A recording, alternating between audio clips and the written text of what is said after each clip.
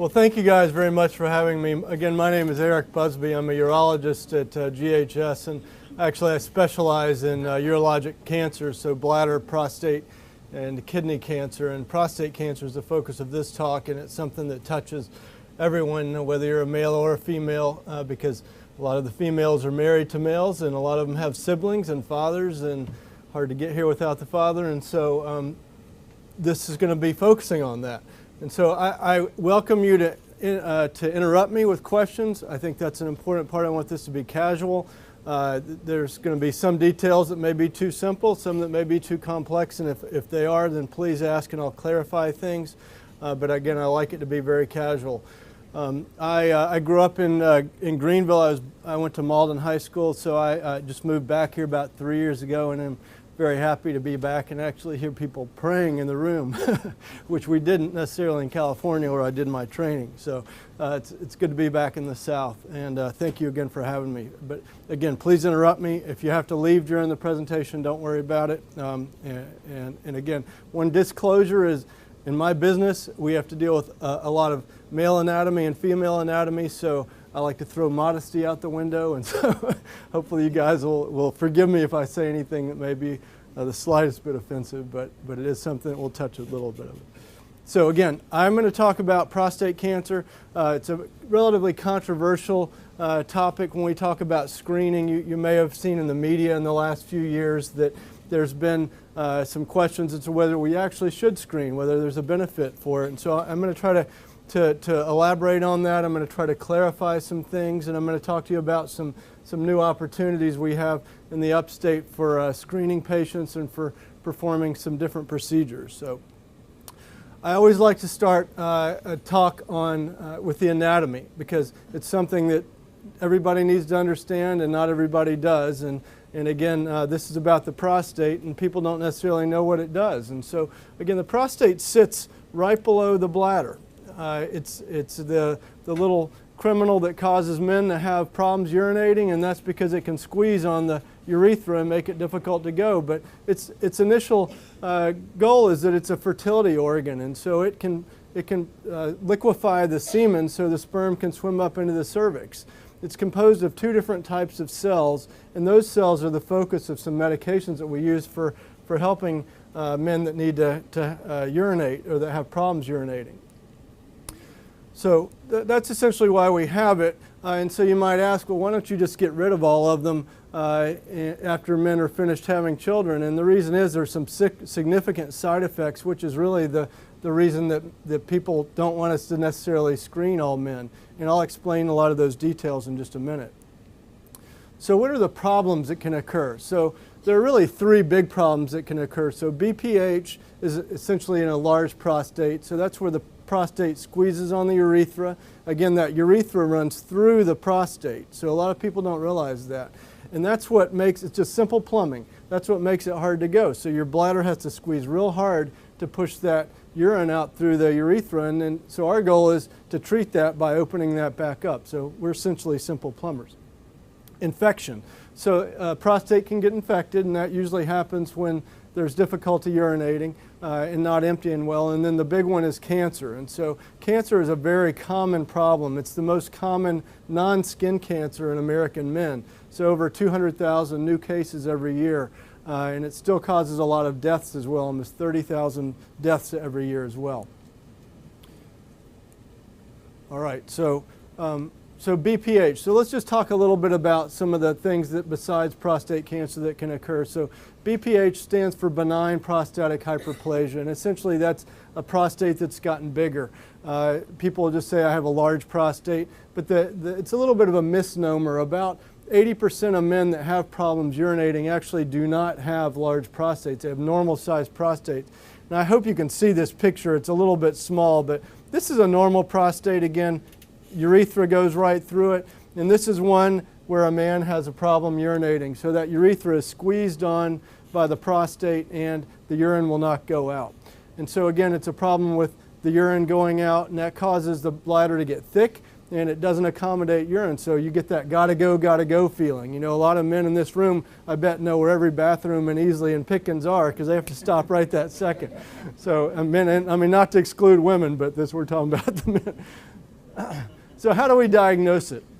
All right, so we first will ask men, what kind of symptoms do you have? Do you have frequency? Do you have urgency? Do you know where those bathrooms are? Do you have trouble emptying? Do you wake up at night? So that's probably the most important thing. We still have to do the old rectal exam, despite a lot of men running for the door as soon as we talk about it.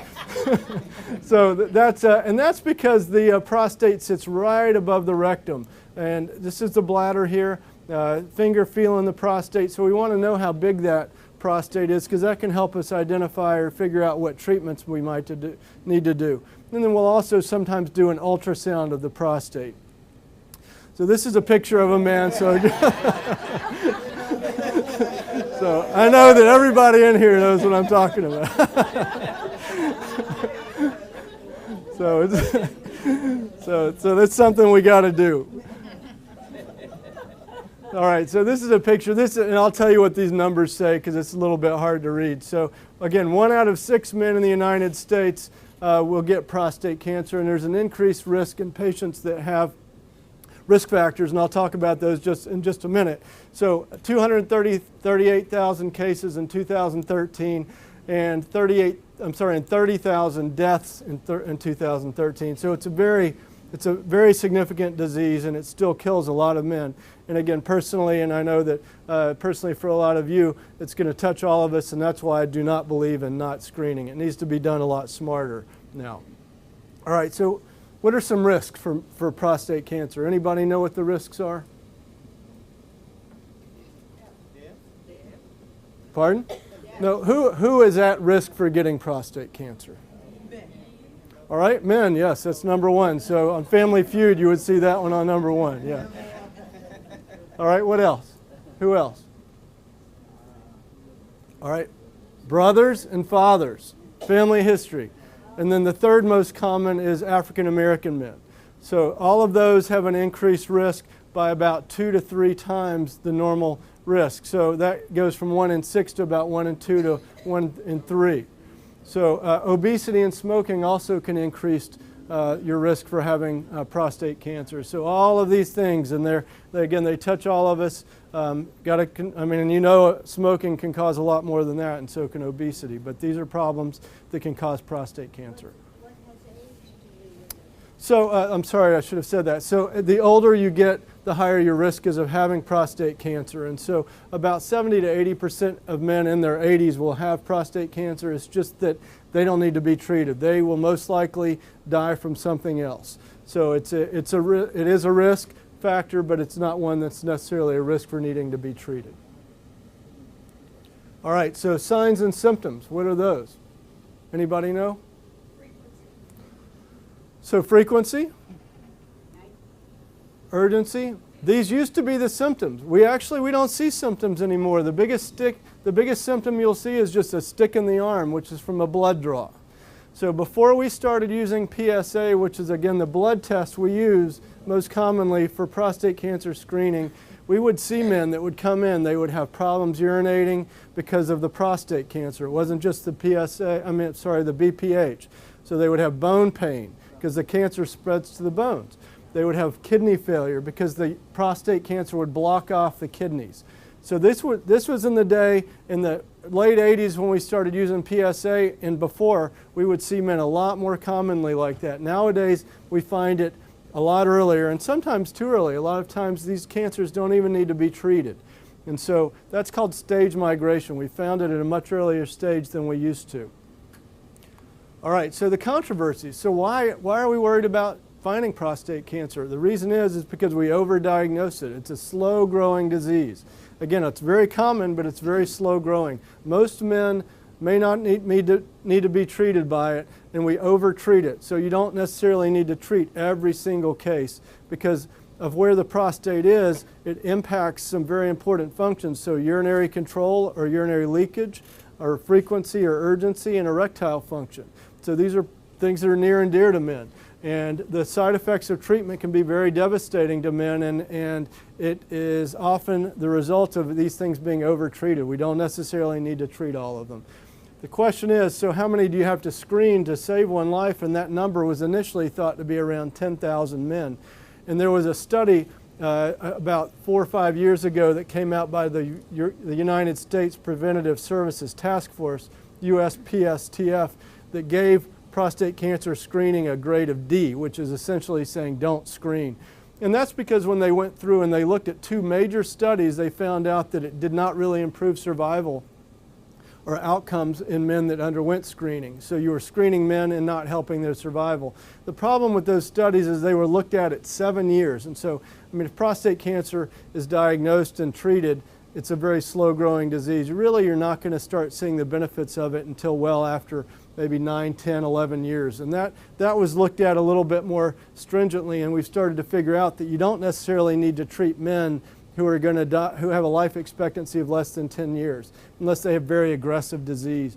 And so what this study showed is essentially you will reduce the chance of death if you look at men at that 9, 10, 11, 12, 13 year time frame. And so men that may have a lot of medical problems, may have a lot of heart disease and so forth, even if they're on the younger side, 65, 70 years old, sometimes we'll stop screening them for prostate cancer for that reason. As you can imagine, the American Cancer Society, the American Urological Society, which I'm a member of, started to really get upset when they said don't screen. And that's because there were no cancer doctors on the panel and there were no urologists on the panel. And so we feel like this needs to be done a lot more smartly. You need to discuss the value of screening. And really what we said is that it must be decided after an informed or a shared decision between the provider and the patient. So that needs to be a discussion you have with your doctor, your provider, before you start doing screening. All right, so the current guidelines are that really don't screen anybody less than 40. If you have any of those risk factors I talked about, again, African American or a family history, you may need to start screening at the age of 40, okay? Baseline, sometimes we'll get a PSA at 40 if you have things. High-risk populations, I talked about 40 to 45. Otherwise, you don't have to start doing that till you're around 50 or 55. So if your doctor tells you that you lean over, I need to do a rectal exam, tell them you're not 50 yet, and they can probably hold off. And then we stop screening around 70 to 75. Now, kind of what I'll tell men is if they're very healthy and they want to keep screening beyond 70 or 75, then you need to have your father bring you in. So you have evidence that you're going to live for a long time. All right, so what do we do to screen?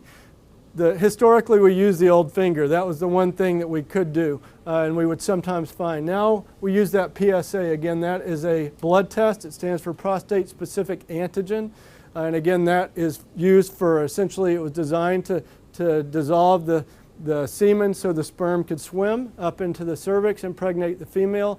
And so that will sometimes go up from prostate cancer, but it can go up for some other reasons. It can go up from BPH, or an enlarged prostate, and it can go up from inflammation, it can go up from age, and then ejaculating can cause it to go up, and instrumentation can cause it to go up. So there's lots of things that can cause PSA to go up. So it's our job to try to figure out what might be causing that and try to figure out, does a man need a further evaluation if they have a high PSA? There are some new studies and some new tests that we can use, and I'll talk about a new device again that we have. So one new study that you can use, or newer study, is a urine-based study called PCA3, and then another one called Prostate Health Index. It's a blood test as well.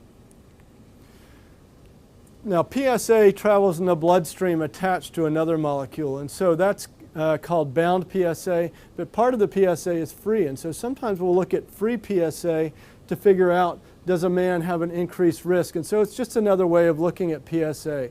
And so that can help us figure out if a man has had a previous biopsy or they've had a workup or an evaluation for prostate cancer.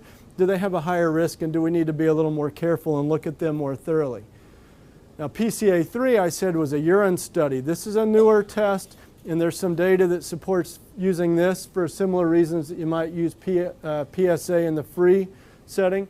This is done after what's called a vigorous prostate exam, and that sounds as bad as it is, believe me. So essentially what we have to do is massage the prostate, then we have you use the bathroom, and we collect that urine, and that we can send off, and we can find out if there's an increased risk for having prostate cancer. The other one I talked about was PHI, or Prostate Health Index. This looks at that total PSA, the free PSA, and then another molecule that's a type of PSA called P2PSA, and they will look at a battery of those three components, and they can tell us if there's an increased risk for having prostate cancer in a certain man. Again, both the PCA3 and PHI are typically used if someone's had a biopsy before and you're still concerned about it and trying to figure out whether you need to do any more investigation. All right, so talked a little bit about that. So if we find any of those abnormalities that are worrisome, what do we need to do? You cannot tell a man they have prostate cancer, really, unless you find or take a piece of tissue that you actually see prostate cancer on. And so that's called a biopsy, and you have to do that essentially with any kind of cancer. You really have to look under the microscope and see if there's cancer there. You can't find breast cancer by just saying you have a lump on the breast. You can't find colon cancer by seeing just a polyp, and you can't find prostate cancer by just having an abnormal rectal exam or an elevated PSA. So how do you do that? So what we do is we'll have to do a biopsy using an ultrasound probe that's placed into the rectum. So again, I told you that prostate sits right above the rectum. And so you stick that little probe in there. It doesn't feel little when it's being done, but it's little, I can tell you. And a needle fires into the prostate. It's about 1 millimeter wide and about 1/2 inch long, and that thing will go in there and it gets a little piece of tissue. And we will take about 12 of those. If you look at this picture, this is a prostate, and we kind of map out the prostate into different regions, and we'll get a piece of tissue from each one of those regions. We send that off for microscopic evaluation, and then we can find out if there's cancer or if there's not. Now, just in general, about 30 to 40% of men that will have a biopsy on their initial biopsy may have prostate cancer. Most of the time you don't. So there's a lot of men that are undergoing these biopsies that may not have cancer. This is what it might look like. This is the poor guy that's having the biopsy, obviously, and this is the physician. And so this is, putting that probe into your bottom, looking at a little screen here to see if there's anything worrisome, and guiding that needle biopsy. It's called an ultrasound guided biopsy. Why don't we do them? What's the problem with them? They can cause bleeding.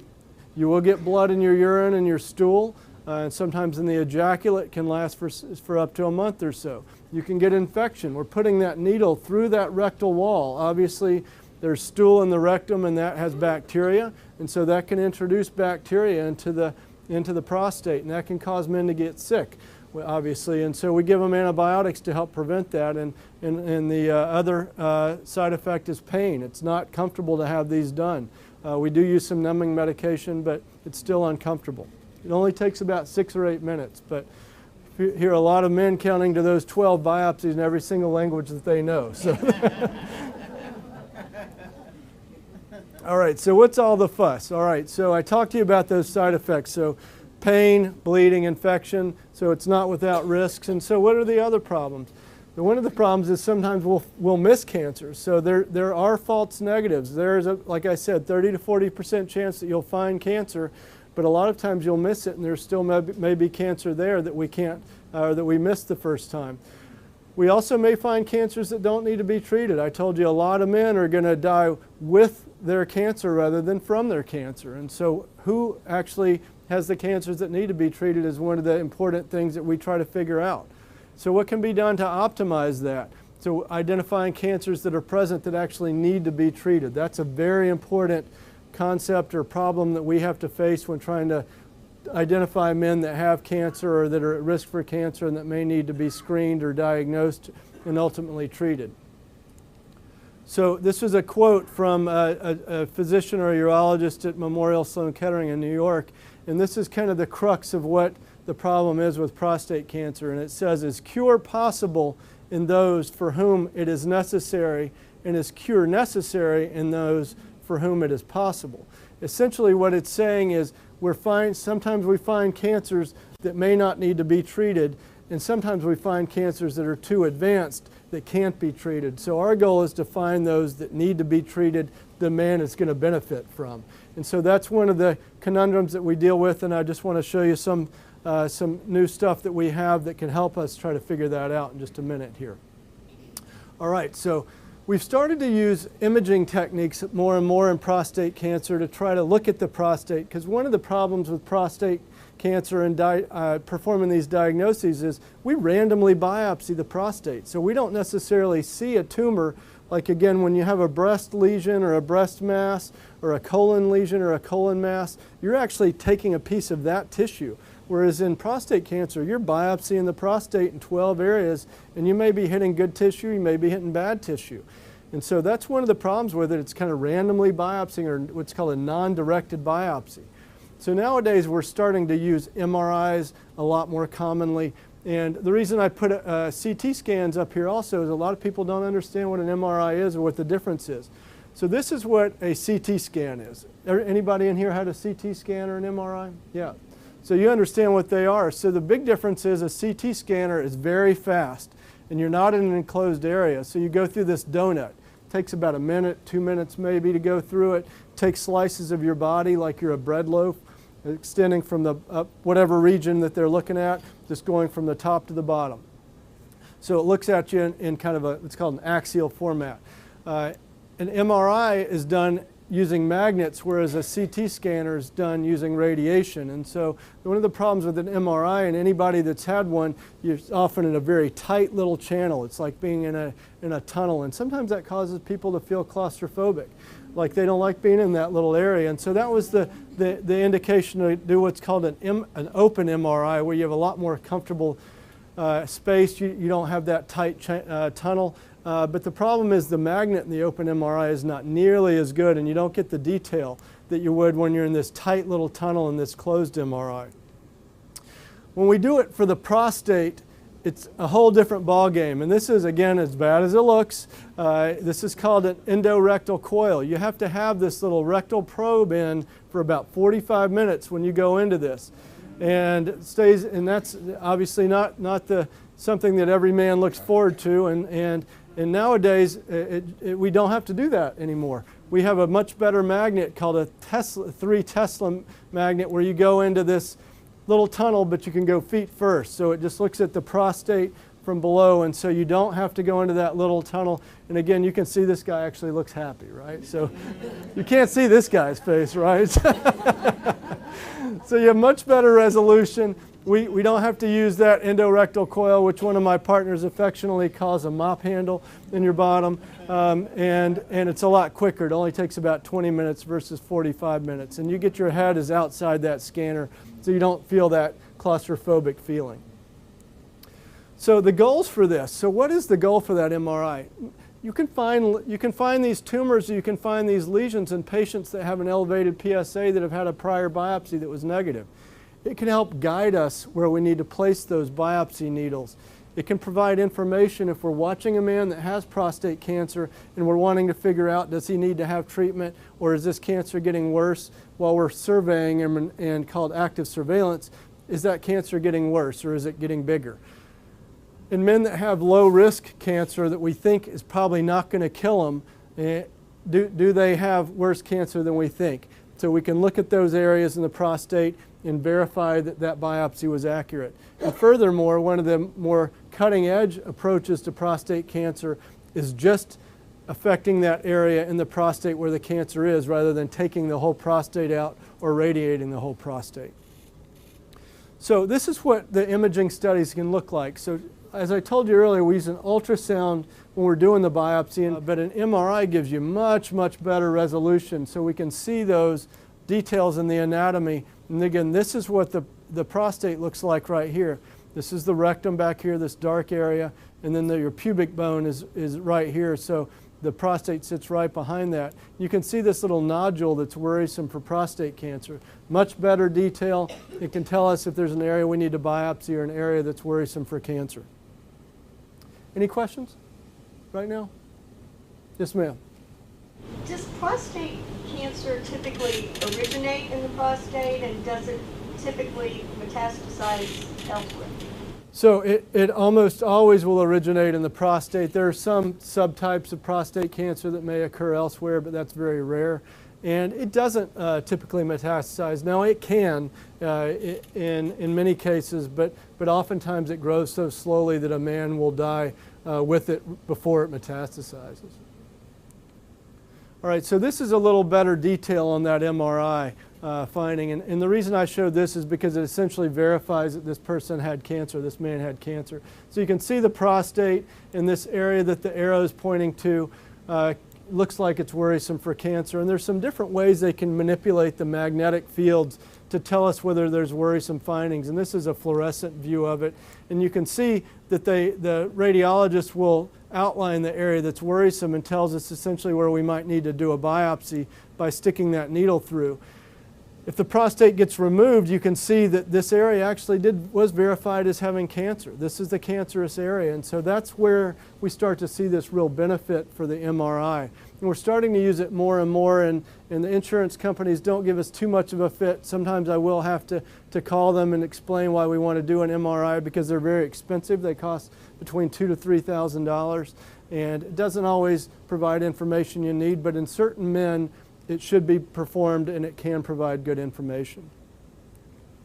So nowadays we have what's called an Artemis ultrasound MRI fusion machine, or a biopsy machine. And this is a new device that we've started using in the last few months at GHS. There's only one in South Carolina right now, and that's the one we use in the upstate here. There's multiple ones at other facilities throughout the country, and there's a few different companies that make these.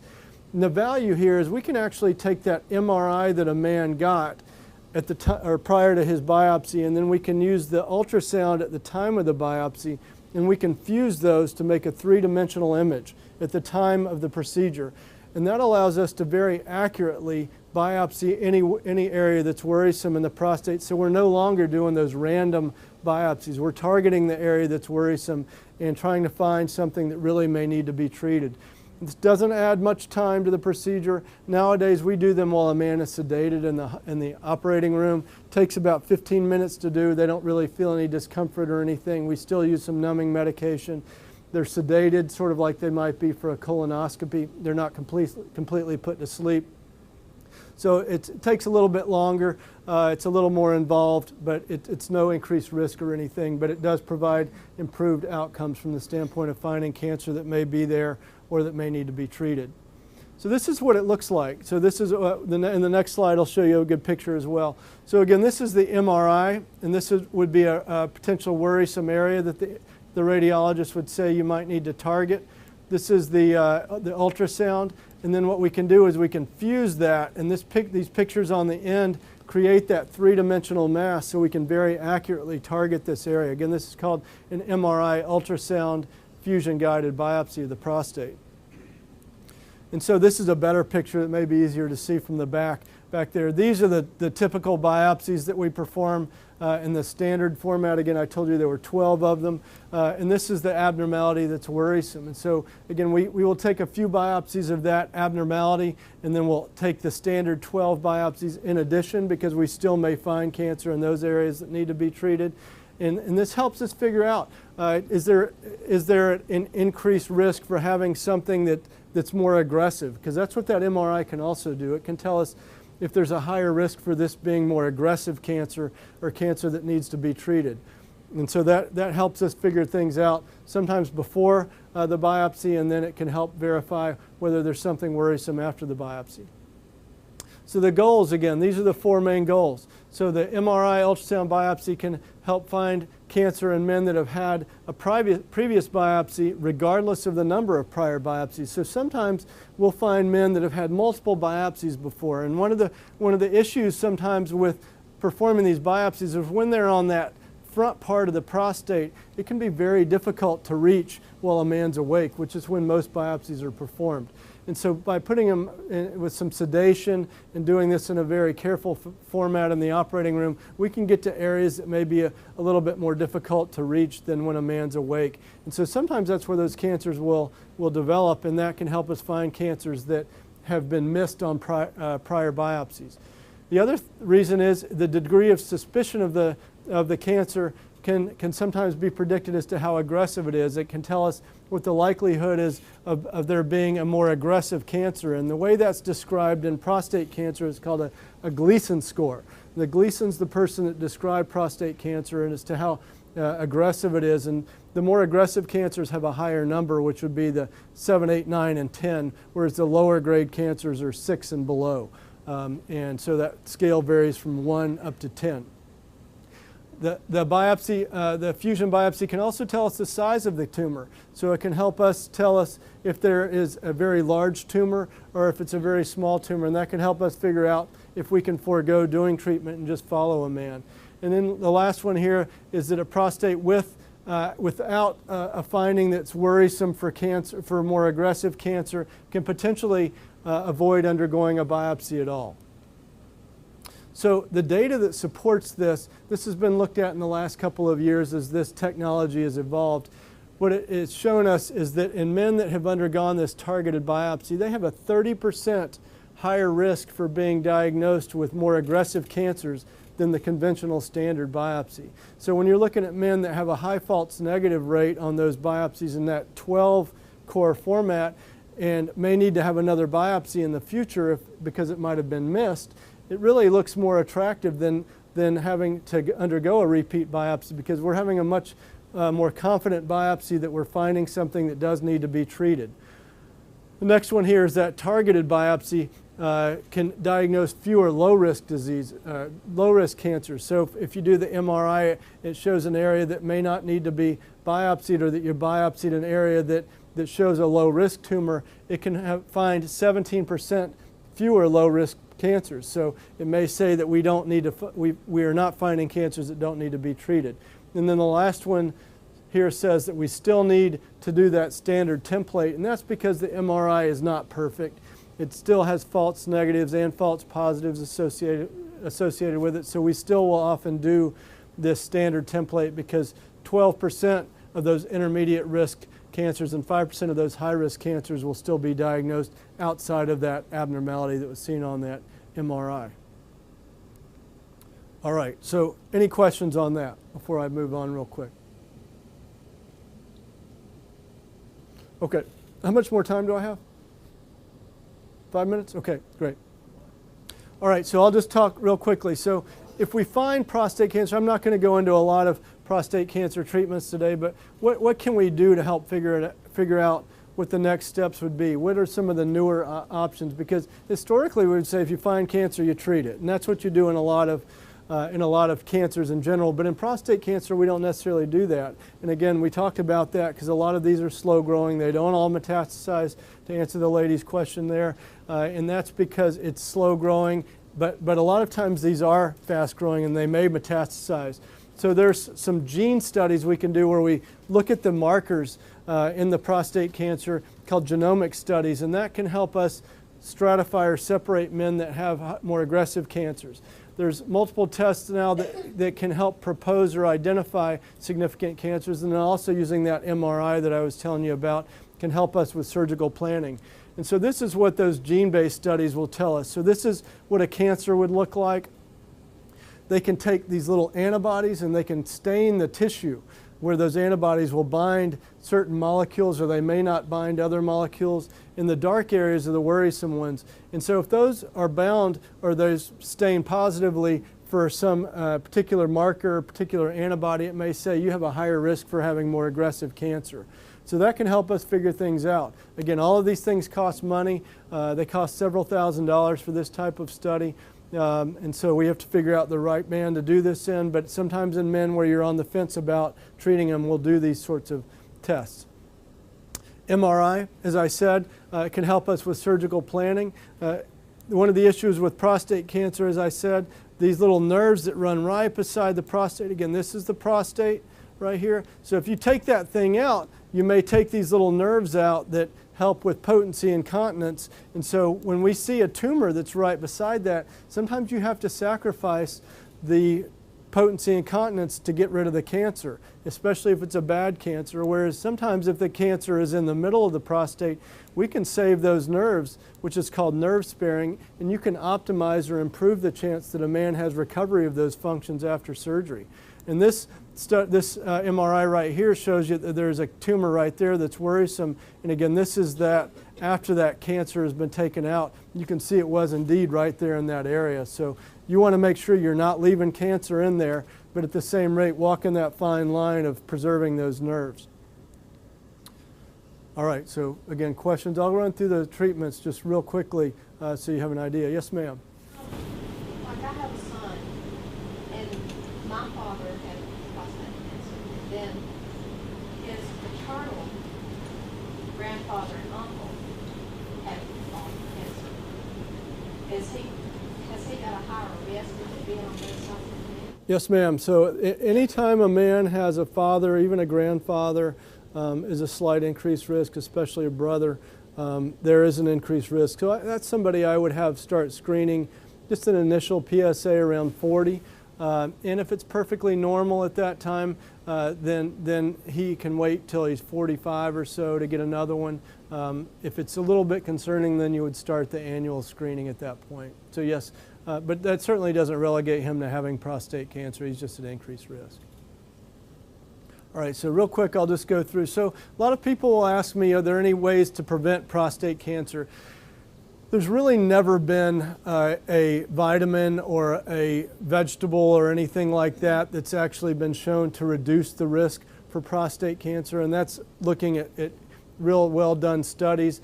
There are 2 medications that have been shown to reduce prostate cancer occurring or prostate cancer growth, and these are called finasteride or dutasteride, which are medications that are actually used for BPH. The problem is in these studies, those men that got prostate cancer while on these drugs had slightly more aggressive prostate cancer, so that's why it's a little bit controversial. It's not just put in the water, and so we have to have discussions with men about the true value of that. So some men that are at increased risk, you might put them on that for that.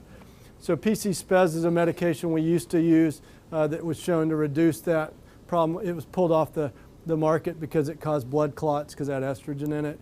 Lycopenes, vitamins, pomegranates, these are all components of different, or they may contain components of different vegetables. They've really never been shown in randomized studies to prevent prostate cancer. I always tell patients, if you like taking it or you like eating it and it's not causing problems, feel free. But most of the time it may just make expensive urine, really. But and a lot of drug companies, a lot of vitamin stores would have you believe that you're going to, either prevent prostate cancer or improve other functions and so forth. But the truth is, it's probably not. But again, there's nothing wrong with eating good vegetables. We have lots of them in the South, so I tell people, just smart living, really. Stop smoking. So what did we do about it? Just real quickly, we used to do surgery, radiation, or hormone blocking because prostate cancer is dependent on testosterone. So one of the original, or one of the 2 urologists that's ever won the Nobel Peace Prize actually showed that. And that was done up at Michigan by a gentleman named Charles Huggins that showed that testosterone fed prostate cancer. And so in many of the men that have more advanced cancer, they will have to have either hormone blocking shots or removal of the testicles because that's where testosterone is produced. It's called an orchiectomy. But nowadays, we will kind of break it down as to how aggressive or where that cancer is. And so we'll do some newer treatments, including active surveillance, which is just watching it. I'll just show you a lot of men will undergo treatments because sorry, this is a little bit off color, but I talked to you about erectile function as being one of the important problems that can result from prostate cancer treatment. And this is a picture that was shown at a talk that was at a urology study. And that's because those nerves run right beside the prostate. And so that's a big problem because men that are undergoing that is, and I have to have talks with men and women about that because it's a very embarrassing topic. And when we're behind those closed doors, the people are a lot more comfortable about it, but they need to understand the problems with prostate cancer treatments, and that's one of the big ones. We use a lot more laparoscopic surgery nowadays. 95% of surgeries are performed with the robot. This is what the robot looks like. The surgeon's sitting right here, which I do a lot of these. The robot's right here, and the instrument arms go right through the patient. So that allows us to do this and allows men to get back to their normal lives a lot more quickly. I'll just flip through these. So radiation is done by targeting the prostate. This is the prostate. Radiation doesn't cause urinary leakage, it just causes a lot of irritative problems. It essentially burns or kills the tissue. But the rectum sits right back here, the urethra sits here, and the bladder sits here. So it causes a lot of irritative symptoms, can make it hard to use the bathroom. And that's something that men need to understand too. So these are the reasons you don't just jump in and treat all these things. Seeds are another way of treating it, radioactive seeds. These are the little seeds that we'll put in the prostate. You can see how small they are, but we have to put 30 to 100 of them in, and that can kill the prostate cancer in it. But it also kills all of the rest of the good tissue too. And so this is what it would look like when they're in place, and you can see how many of those little seeds are in there. This is a newer treatment called proton beam. It's a type of radiation. The man would lay right here, and these machines cost about $100 million, so they're very expensive. We don't have any in South Carolina. There's only about 12 in the United States. This is what they look like. They're about the length of a football field. You can see the man right here that's standing beside this machine.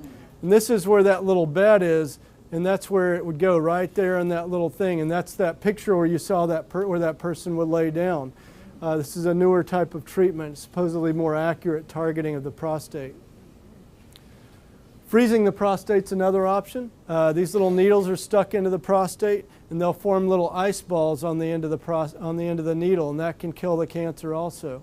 Lots of problems with regard to urinary and erectile function issues. And then I talked to you about active surveillance. This is a very good treatment in men that have slow-growing tumors. So it's our goal to explain all of these things to men. The goal here is that, I think that the good message today needs to be we need to find these cancers in men that need to be treated. We need to find bad cancers. We don't need to find cancers that aren't going to kill men.